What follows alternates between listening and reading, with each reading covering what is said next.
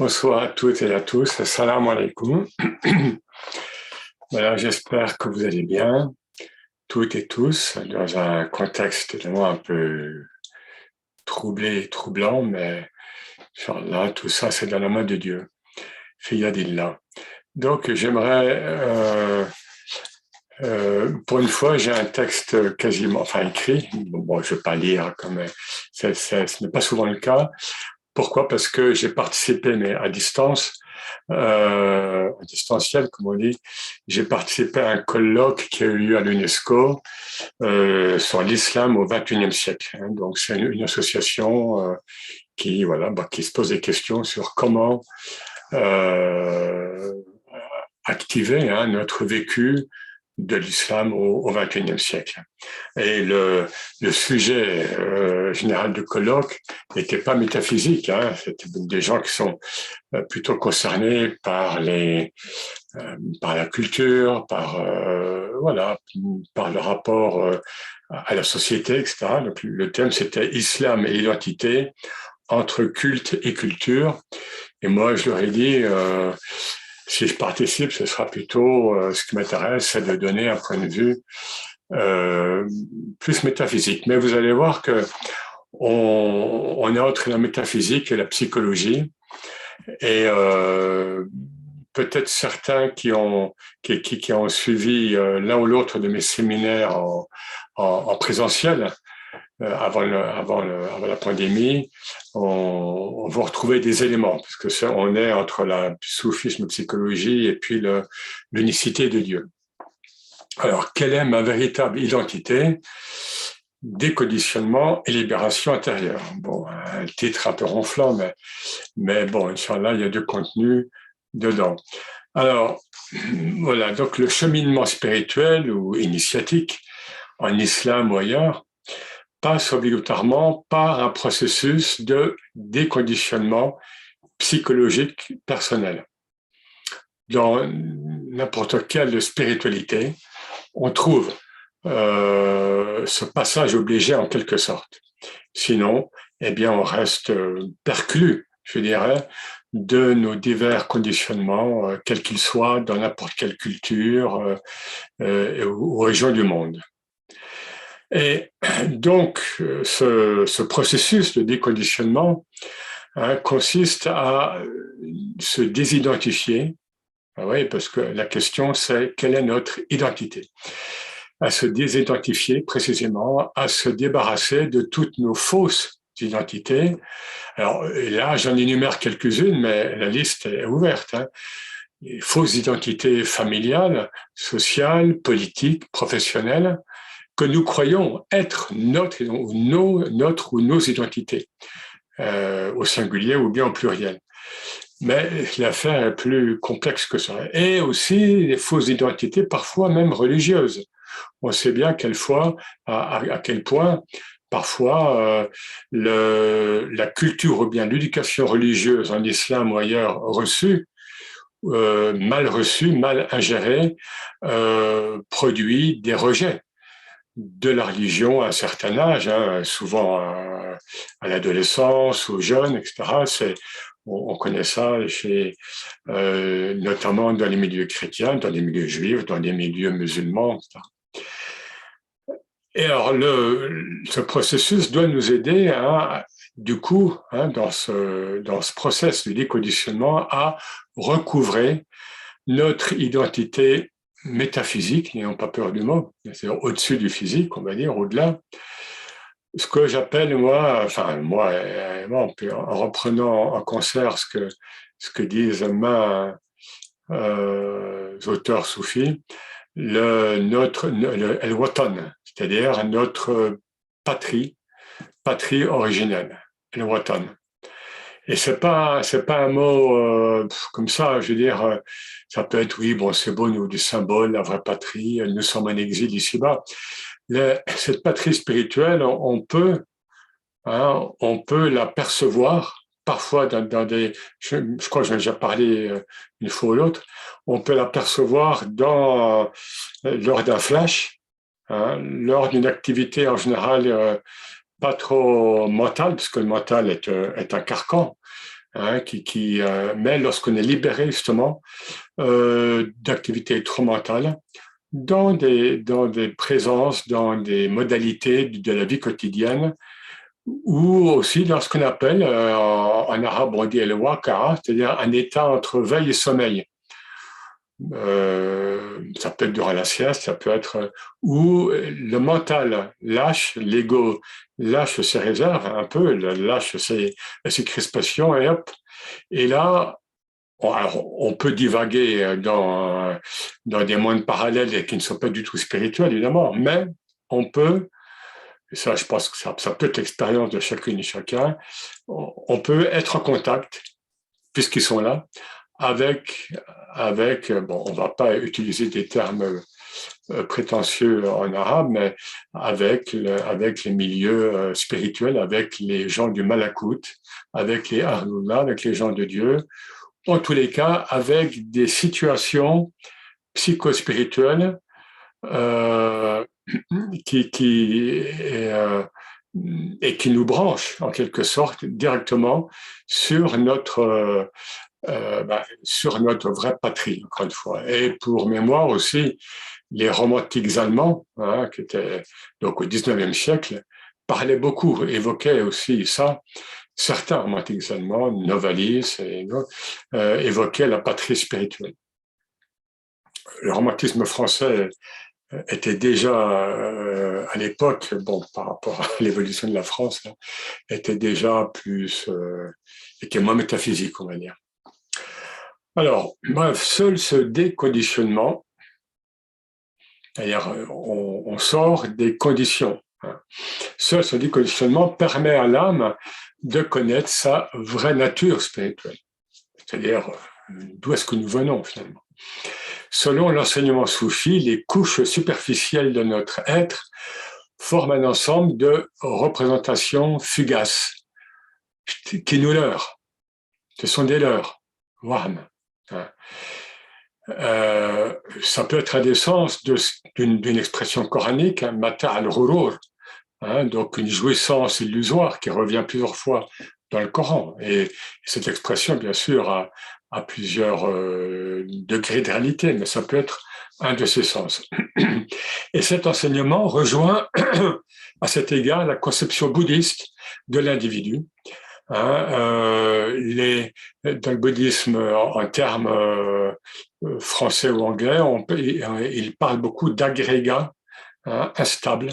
Et voilà. Et donc, c'est tout à fait valable pour notre démarche spirituelle, au sens où nos couches superficielles de l'être forment un ensemble, et parfois une carapace, d'agrégats instables de représentation et qui nous viennent de loin. Alors, soit elles sont bien ancrées dès que nous sommes apparus de la culture humaine. Vous savez que l'islam, on va le voir, insiste beaucoup sur cette rupture entre nature et culture, ou qui nous viennent de l'extérieur. Par mimétisme, nous voulons nous identifier à, y compris au niveau géopolitique, parfois et souvent, malheureusement, les peuples veulent s'identifier à un héros national. Bon, ça se passe de commentaires actuellement, mais il y a des exemples ailleurs que dans la Russie actuelle, évidemment. Et le problème, c'est que nous nous identifions fâcheusement à ces agrégats. Et le musulman, en général, pour cela, doit être conscient que l'islam se fonde sur ce qu'on appelle l'approche apophatique, c'est-à-dire la voie négative. Ibn Arabi nous parle de el-ilm el-salb, la science négation. Alors, il faut toujours rappeler que la profession de foi islamique, donc c'est une adhésion, a priori c'est positif. J'adhère à, je crois en, eh bien la profession de foi, la shahada, elle commence par une négation. La ilaha illallah. Donc, j'efface. Pas de divinité, si ce n'est Dieu. La ilaha illallah, pas de fausse divinité, pas de fausse représentation, le moins possible, le moins possible de conditionnement, etc., etc. Et donc, cela signifie, bien sûr, chasser de votre conscience les idoles extérieures, mais ça, c'est pas le plus difficile, mais surtout vos idoles intérieures. C'est-à-dire toutes les illusions qui parent les choses et les êtres d'une existence indépendante et qui nous trompent sur notre propre identité. Et encore une fois, ce leurre prend pied en être humain depuis la petite enfance. Nous sommes vite marqués par par ce conditionnement, par ce contexte dans lequel nous vivons, et par une accoutumance progressive à une vision subjective du monde et irréelle, donc d'un point de vue en fait métaphysique. Et là, bien sûr, on doit se référer à la notion fondamentale en islam, qui n'est pas souvent mentionnée dans le Coran, mais qui est majeure, c'est la notion de fitra. La fitra, et surtout là, je vous renvoie au verset 30, soit 30, verset 30, un verset qui est très dense. Donc, la fitra qu'on peut traduire par la pure nature originelle de l'homme. Donc, le travail, et je dis bien le musulman parce que en contexte chrétien et surtout catholique, bon, malheureusement, il y a eu l'idée du péché originel qui s'est inséré entre le message de Jésus et l'Église et la foi des croyants. Et moi, j'en parlais même avec des prêtres, et ce péché originel qui vient de Saint Augustin, et des prêtres me disaient, il faut qu'on se débarrasse de ça, des prêtres chrétiens. Donc, en islam, nous avons la chance de... Non, on nous dit, nous naissons purs. Nous naissons purs. Donc, il s'agit de retrouver notre essence originelle. Donc, l'être humain en islam est voué à adorer Dieu de façon innée. Et c'est bien cette tradition primordiale, avec un grand T, dont le seul axe est celui de la reconnaissance de l'unicité de Dieu, donc du tawhid. Et c'est bien cela qu'évoque le prophète lorsqu'il me dit, en quelques mots, l'islam din al-fitra. L'islam est la religion de la pure nature originelle, religion ultime, selon l'islam, dont la fonction est de réactualiser la religion originelle, adamique, ce qui revient à plusieurs reprises dans le Coran sous le nom de Din al-Qayyim, la religion axiale, immuable, donnée à Adam et toujours rappelée par les prophètes jusqu'à Sayyidina Mohammed.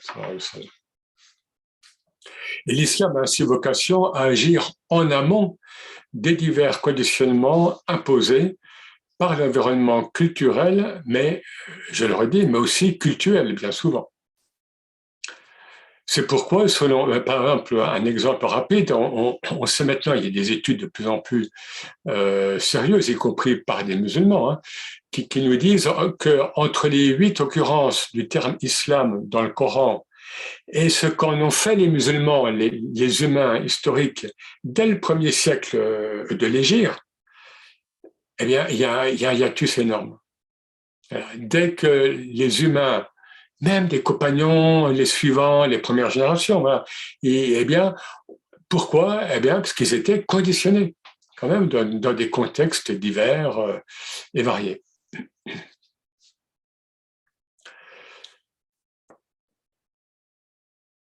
Et donc, c'est pourquoi, selon le prophète, les enfants défunts entrent tous indistinctement au paradis, quelle que soit la culture ou la religion de leurs parents, évidemment. Et c'est pourquoi, surtout, le hadith qui commence avec « Kullu mawlud yuladu ala al-fitra », tout nouveau-né naît selon la fitra, donc selon la nature pure, originelle. Et après, le hadith nous dit, ce sont ses parents qui en font un juif, un chrétien ou un zoroastrien. Ce hadith ne saurait être interprété, l'imam al-Qadir revient beaucoup là-dessus, enfin, de manière appuyée, il ne saurait être interprété dans le sens restrictif d'un salut réservé aux seuls fidèles de l'islam historique, nous, en l'occurrence.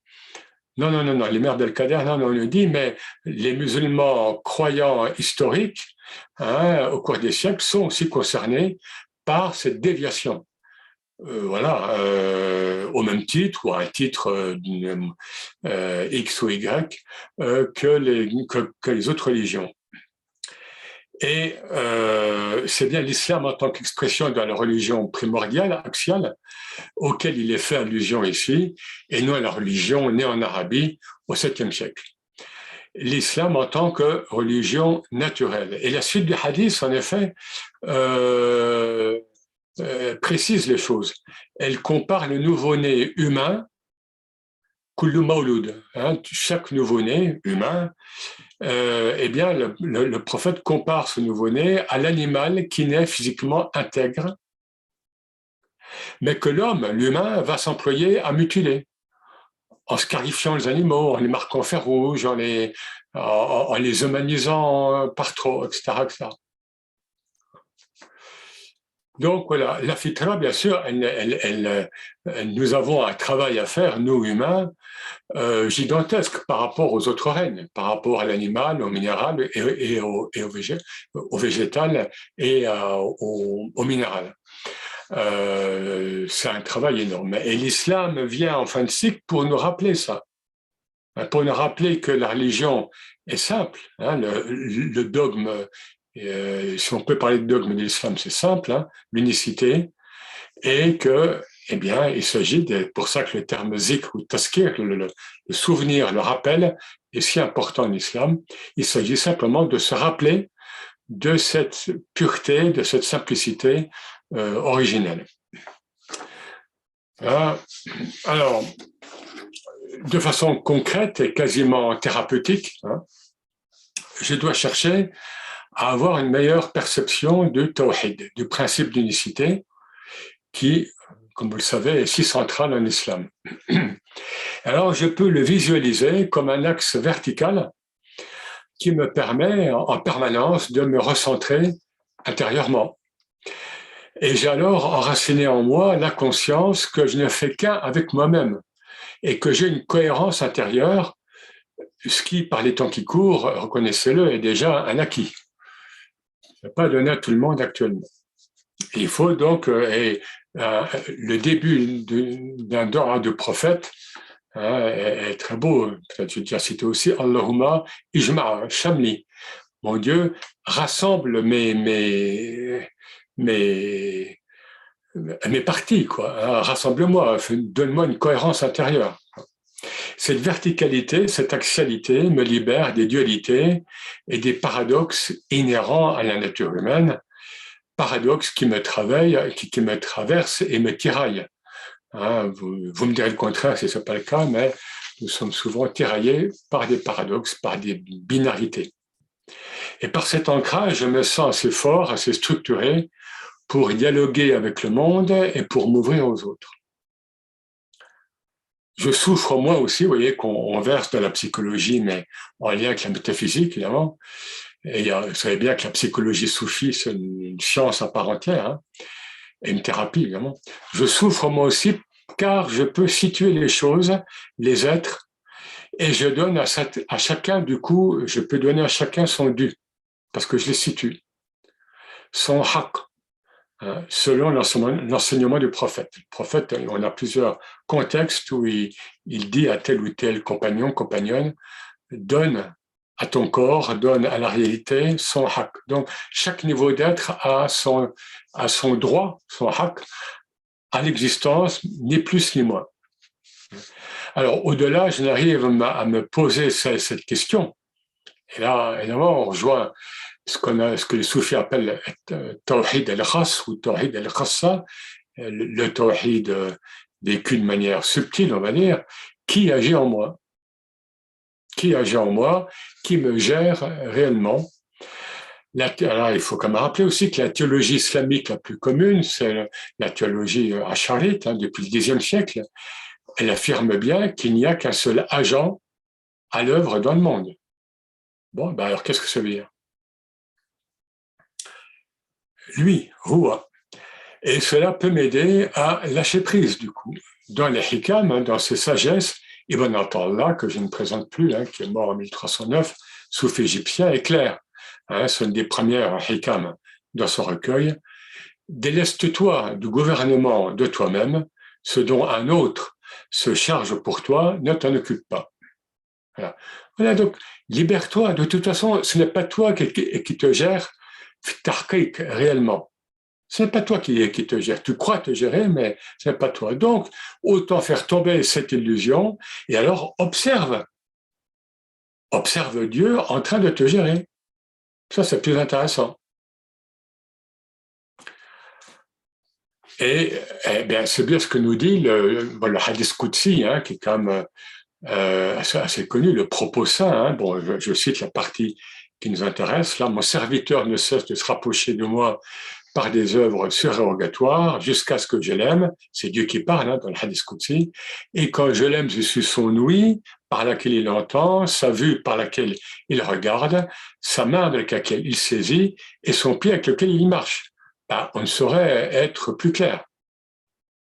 Hadith Qudsi qui est tout à fait authentifié. Et alors, on peut oser envisager les questions que s'est posées en ce sens Jalaluddin Rumi. Alors, ne cherchez pas le texte dans le Masnaoui ou ailleurs, mais les gens qui connaissent bien Rumi disent que c'est de lui, mais ce n'est pas répertorié dans son œuvre. Mais c'est très fort. Hein. Qui est celui qui, dans mon oreille, entend mon chant? Qui est celui qui, dans ma bouche, dépose ses mots? Qui est celui qui, dans mes yeux, regarde vers l'extérieur? Quelle est cette âme dont on dirait que je suis l'habit?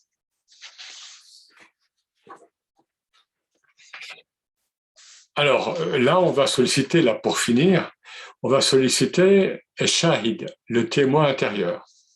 Parce que finalement, l'important, c'est de réaliser le réel, hein, tahqiq. Ibn Arabi, par exemple, ne passe, dans sa typologie de la sainteté, hein, il ne place pas les soufis, enfin le terme soufi est soufia, parmi le nec plus ultra de la sainteté en islam. Pour lui, les vrais saints, c'est les muhakkikun, ceux qui réalisent le réel.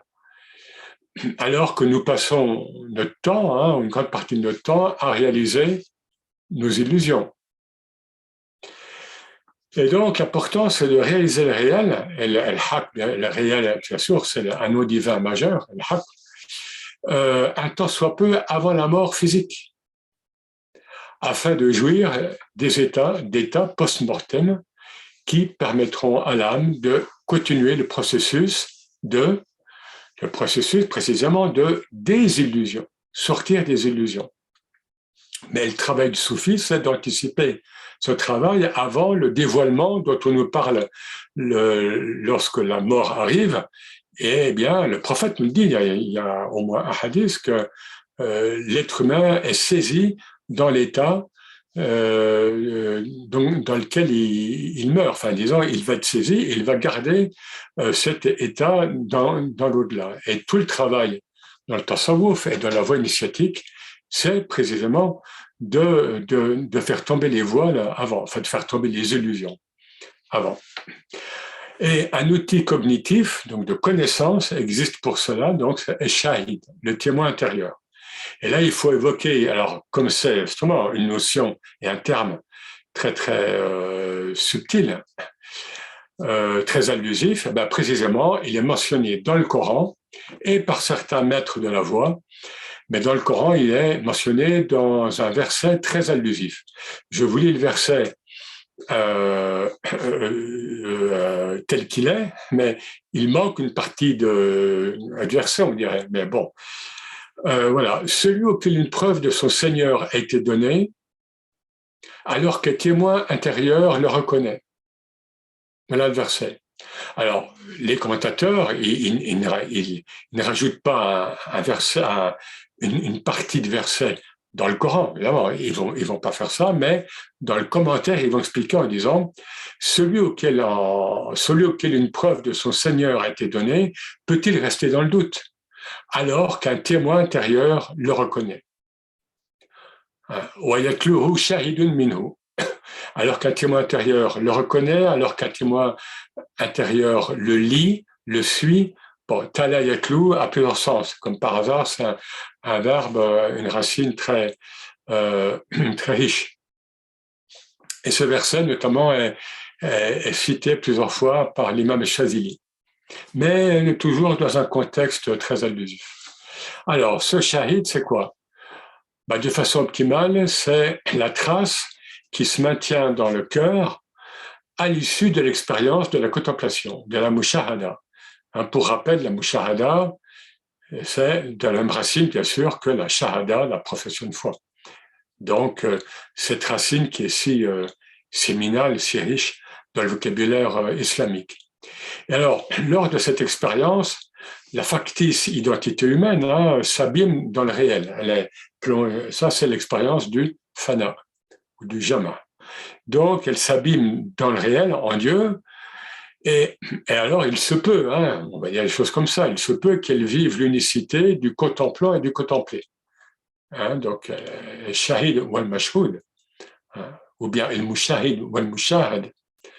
Et c'est bien sûr une situation paradoxale où le je divin, avec un grand J en français, investit le je humain. Mais par peur, nous croyons que cette expérience est réservée à une rare élite. Oh, mais ça, c'est... Mais il faut oser. Et peut-être, et d'ailleurs, vivons-nous cette expérience à notre insu. À notre insu. Et en fait, qui contemplait qui? Parce qu'en fait, je suis témoin, qu'il est mon témoin. Et c'est pas pour rien que Shahid, la langue est placée ailleurs, mais le sens est le même, est un des noms divins, c'est-à-dire celui qui est témoin de tout.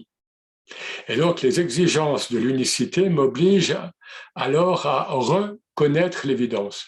Et je mets bien re-connaître parce que nous l'avons connu, encore une fois, pour le moins lors du pacte primordial, alors que nous n'étions pas encore incarnés. Et notre travail ici-bas, dans la voie spirituelle, c'est de reconnaître cette évidence. Et du coup, reconnaître ma véritable identité qui jusqu'alors, et qui s'érigeait en témoin autonome, elle se croyait autonome, il y a Dieu, même si je suis croyant, je veux dire, il y a Dieu et il y a moi. Alors, au niveau des actes rituels et du credo commun, oui, mais, et ça c'est Razali qui le dit, mais au niveau de la perception réelle du tawhid et de ce que Guénon notamment appelle l'identité suprême, non. On est même dans le shirk, on est même dans l'associationnisme. Et donc, cette factice identité, elle capitule. Et Ibn Arabi nous dit, il n'y a de témoin et de témoigner que Dieu. La shahid wa la mashhoud illallah. Voilà, et pour terminer, donc, si je développe ce témoin intérieur, j'observe l'action du principe, du divin, comme vous voulez, là, en moi. J'observe en moi ce qui constitue, pour moi, en tous les cas, sans doute la seule réelle voie de libération. D'ailleurs, on peut raccourcir beaucoup beaucoup le chemin et éviter certaines thérapies, psychothérapies. Bon, je ne donne pas de détails, évidemment, je ne veux pas dire comme disait Corbin, il disait qu'il fallait éviter, il parlait dans les années 70, et il fallait éviter que les gens deviennent des gibiers de potence pour psychanalystes. Henri Corbin, voilà. En tous les cas, si je travaille sur le tawhid, et si j'observe un tant soit peu qui agit en moi, je lève beaucoup d'obstacles et on arrive sur une voie rapide. Et je vous rappelle que les maîtres, les plus grands maîtres nous disent qu'il n'y a aucune raison pour que la voie soit longue. Voilà, je vous remercie et bonne soirée.